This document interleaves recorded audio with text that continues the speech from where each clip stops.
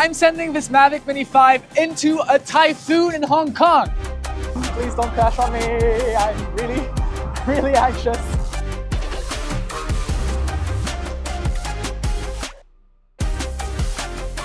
We're gearing up for a typhoon here in Hong Kong, and I thought there was no better way to test the new improved wind resistance of the Mavic Mini 5 Pro than to put it through an actual typhoon. I'm gonna miss it. The reason that these drones are really so exciting is that they are only 250 grams, so they're super light and they're able to fly in most jurisdictions. So obviously if you fly over a military base, you're going to get in trouble. But in most countries, you don't need a license to register these. These batteries feel fake. They're super duper light. Here we are on the rooftop where it's quite windy and slightly rainy. It's drizzling right now. It's shaking quite a bit from the wind.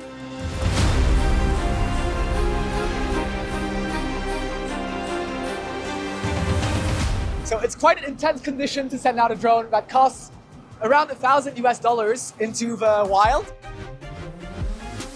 Rapid fire, here's a list of the improvements that DJI has made to the Mavic Mini 5 Pro. First and foremost, the 360-degree obstacle avoidance. This used to be one of the big trade-offs on these mini drones when the Mini launched back in 2020. Now the Mavic Mini 4 had 360-degree obstacle avoidance, but the 5 adds in LiDAR sensing. So that means higher precision, and that also means that you're able to have obstacle not just stopping, but also it's able to move around obstacles. I'm going to go straight forwards, and it avoided me. That's really useful if you're someone like me who does cycling videos. You wouldn't have to be as careful to make sure that the line of sight is clear, because the drone would just be able to avoid it for you. The big upgrades this year were to the camera. It's kind of sunset right now, which is about as good as you get during a typhoon.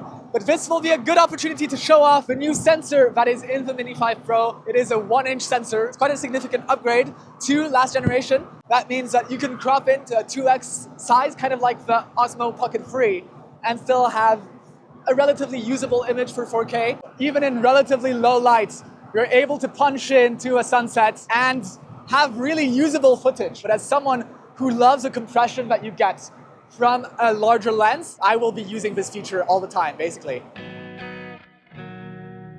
A gimbal, which allows you to have these cool rotating shots, as well as vertical shooting if you're an Instagram influencer. This is just about the best lightweight drone you can take on travel if you care about the quality of your video. That is, if you're able to get it, because Americans are not able to buy it officially through DJI for the time being. Let's see how that works out. It survived! Woo! All right. That's a wrap on my initial thoughts about the Mavic Mini 5 Pro. I would include a competitor if DJI had any competitors. No one else from Hover that I covered at some point.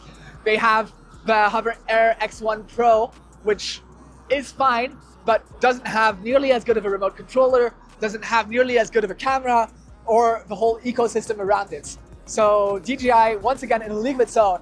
And this reflects the trend that I was talking about a bit earlier at the start of my career at TechAsia, where these 250-gram drones that don't require a license are going to become the place where all of the R&D efforts are going.